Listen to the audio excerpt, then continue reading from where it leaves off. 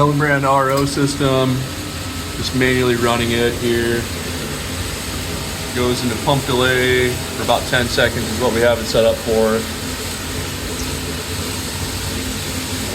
Kick on.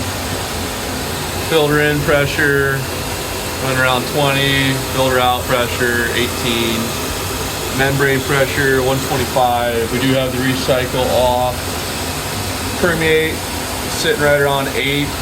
To the drain, we're gonna adjust it up to right around 4 here. A little bit low.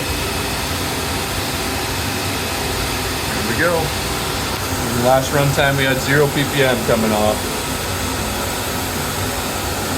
So we're at 13 right now, right after it kicked on and dropping fast.